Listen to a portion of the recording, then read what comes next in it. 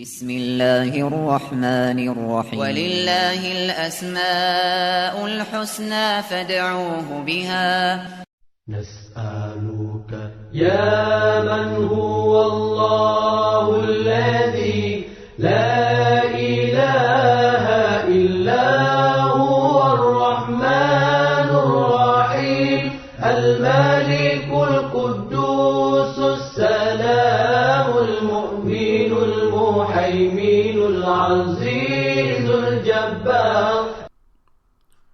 السلام عليكم ورحمة الله وبركاته. الحمد لله والصلاة والسلام على رسول الله وعلى آله وصحبه وسلم.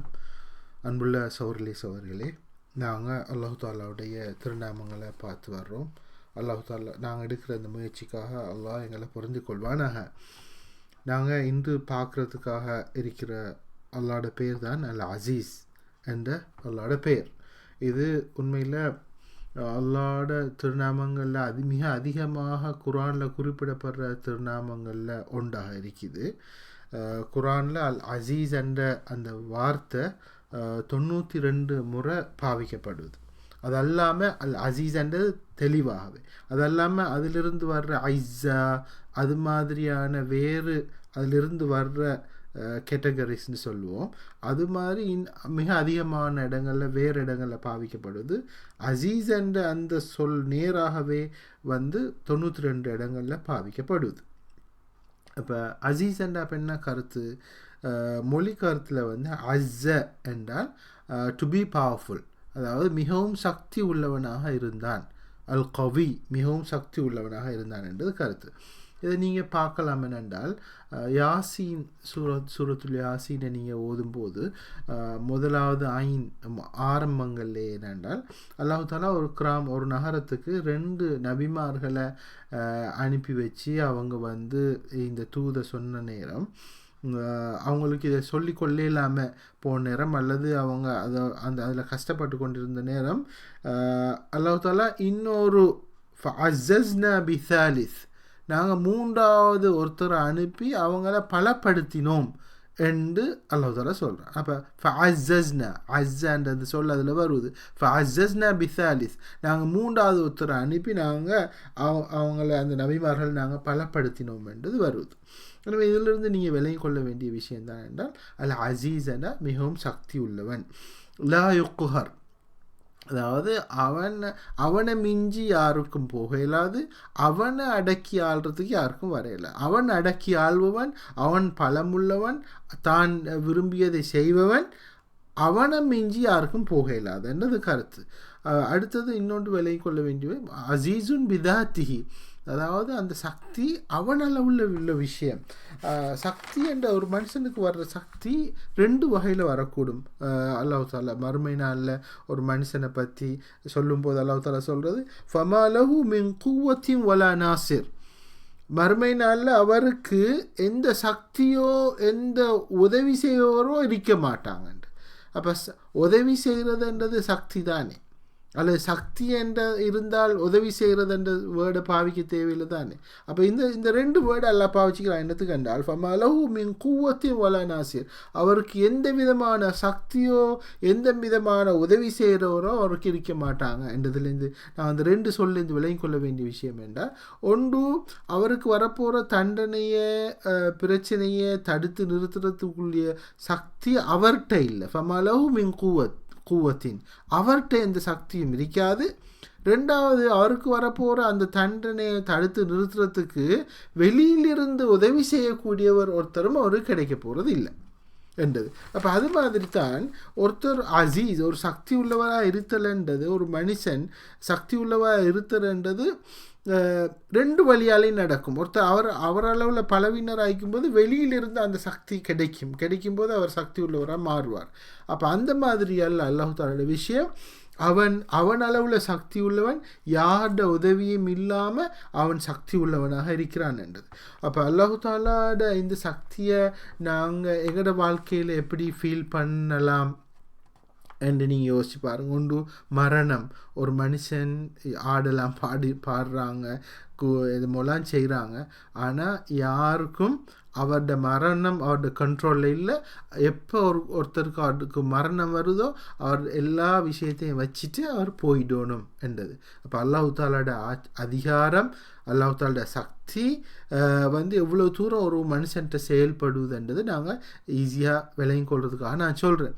அதெல்லாமல் எத்தனையோ விஷயங்களை நாங்கள் உலகத்தில் பார்க்குறோம் இல்லையா.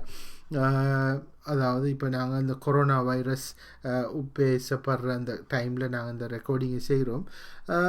மனுஷர்கள் நினைக்கிறாங்க அவங்கள்ட டெக்னிக்கல், அதாவது அணு ஆயுதங்கள் அல்லது அவங்கள்ட ஆட்சி அதிகாரங்கள், அவங்களோட பெரிய ஆர்மி, இதெல்லாம் வச்சு என்னத்தை எல்லாமோ செய்யலாம் பிடிக்கலாம் என்று நினைக்கிறாங்க. ஆனால் அல்லாஹ் தாலா கண்ணுக்கு தெரியாத ஒரு வைரஸை வச்சு உலகத்தையே ஆட்டி போட்டுறான். சைனா இப்போ முழங்காலில் விழுந்த மாதிரி என்று சொல்கிறாங்க. அதில் எல்லா சக்தியும் இழந்து ஒரு ஹிஸ்டரிக்கான ஒரு நிலைமைக்கு அது ஆகிட்டு அதுக்கே தெரியாத அதை அட்டாக் பண்ணுறது யாருண்டு. அப்போ தெரியாத ஒரு நுண்ணங்கியை வச்சே அல்லாஹ் தாலா ஒரு ஏரியாவை கவர் யார் தான் விரும்புகிறவங்களை வாழன்றது விஷயம். எனவே அல்லாஹ் தாலா அல் அசீஸ் என்றதை பொறுத்தவரை நாம் ஒன்று பல கருத்துகளில் நாங்கள் அல்லாஹ்வை விளங்கிக் கொள்ளணும். ஒன்று சக்தி உள்ளவன், அதிகாரம் நிறைஞ்சவன் என்ற கருத்து. ரெண்டாவது no one can escape from his dominion என்ற அந்த கருத்து. அதாவது அவன் அதிகார எல்லையை தாண்டி அவன் எவரும் தப்பி ஓடிற இயலாது, யாருக்கும் எதையும் செஞ்சு போட்டு தப்பி ஓடிற இயலாது. எல்லாம் முழு புடியை முழு கண்ட்ரோலில் இந்த பிரபஞ்சம் அவன் முழு கண்ட்ரோலில் இருக்குது என்ற அந்த கருத்தை நாங்கள் விளங்கிக் கொள்ளணும்.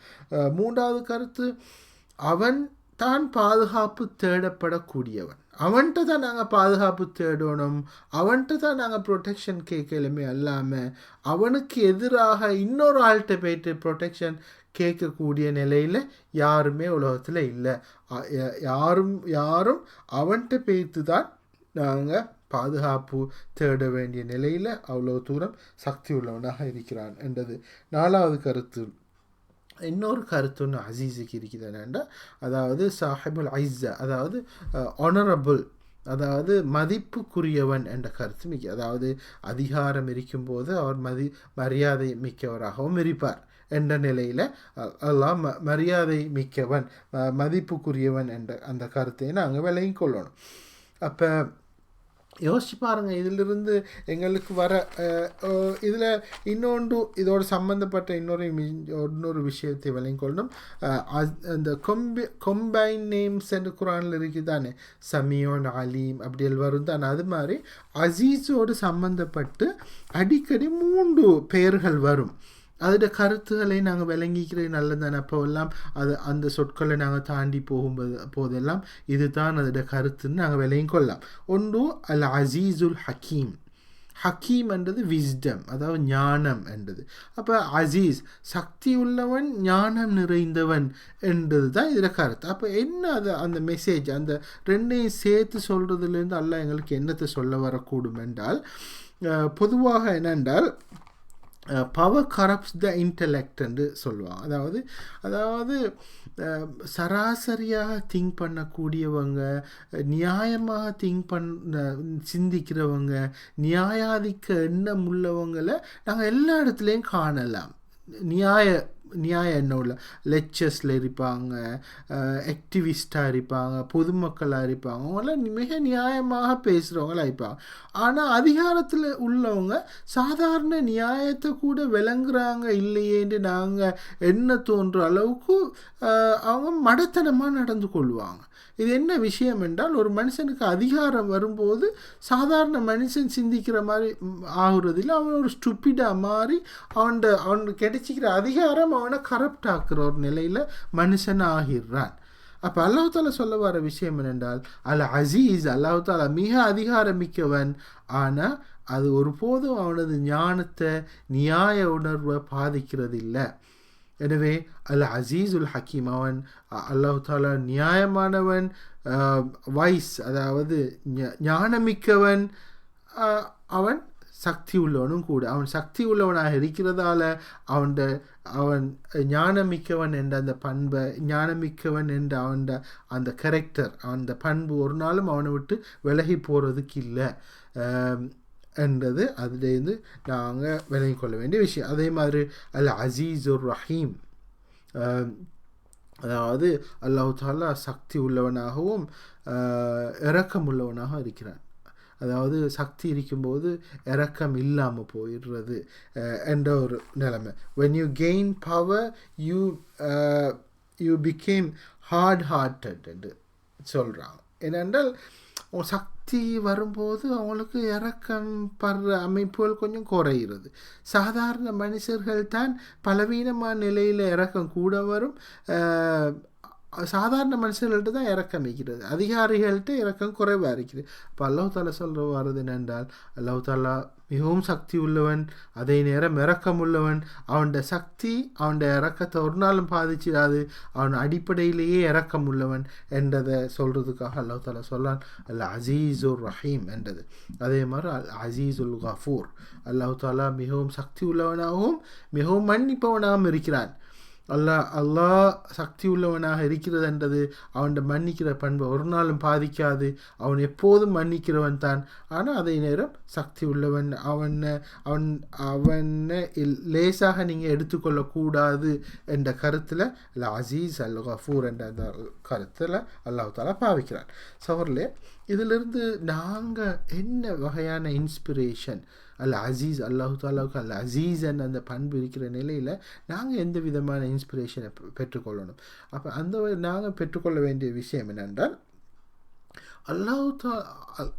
அசீஸாக இருக்கிற அல்லாஹு தாலாவை நான் விசுவாசிச்சிருக்கிறேன் என்ற நிலையில் அவனை தாண்டி அவன் அனுமதி இல்லாமல் எந்த ஒரு ஹாமும் எந்த ஒரு தீங்கும் எனக்கு நடக்காது என்ற அந்த உறுதியான நம்பிக்கை உள்ளவங்களாக நாங்கள் இருக்க வேண்டி இருக்குது.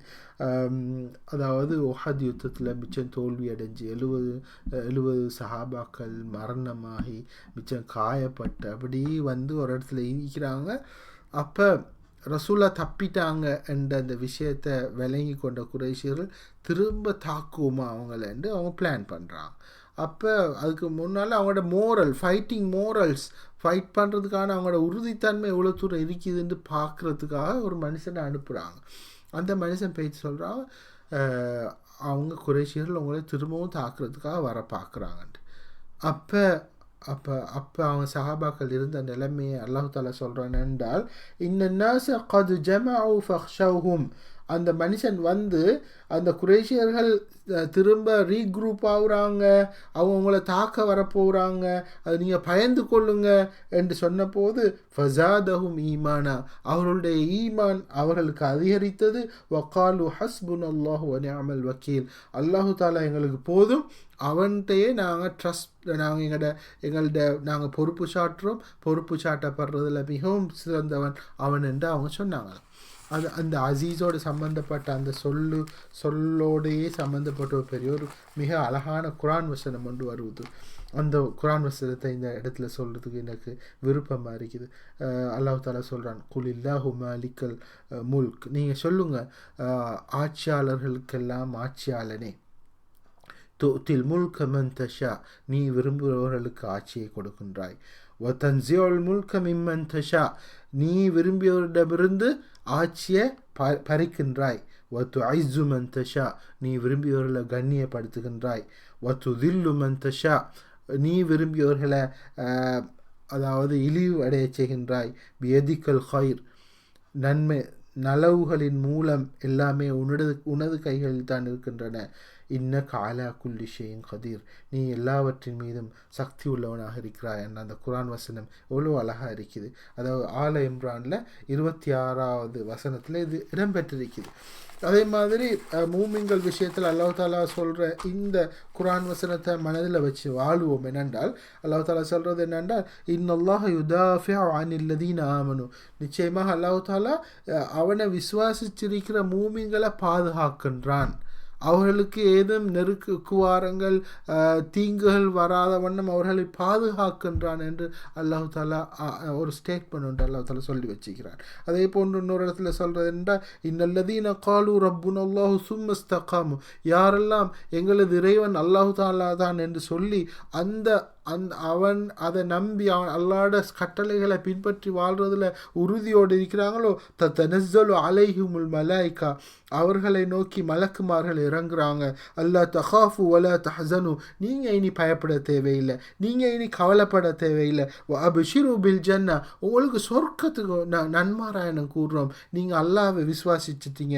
அல்லத்தி குந்தும் துஅதுன், நீங்கள் வாக்களிக்கப்பட்டிருக்கிற அந்த சொர்க்கத்தை இட்டு நாங்கள் உங்களுக்கு நன்மாராயணம் கூறுகின்றோம் என்று மலக்குமார்கள் வந்து சொல்கிறாங்க என்று அந்த குர்ஆன் வசனம் தொடருது. எனவே நாங்கள் அல் அசீஸை விசுவாசிச்சிருக்கிறோம். எனவே அவன் நாட்டம் அல்லாமல் எங்களுக்கு எந்த தீங்கும் எங்களை அடையாது. குறிப்பாக இப்போ இஸ்லாம் த்ரெட் பண்ணப்படுற முஸ்லீம்கள் த்ரெட் பண்ணப்படுற காலத்தில் நாங்கள் வாழ்கிறோம். அல்லாஹ்வோட மீது பெரும் தவக்குள் வச்சவங்களாக நாங்கள் வாழ்வோம். அல்லாஹ் தஆலா எங்களை பொருந்திக் கொள்வானாக. வாஹிரு தஅவானா அல்ஹம்துலில்லாஹி ரப்பில் ஆலமீன்.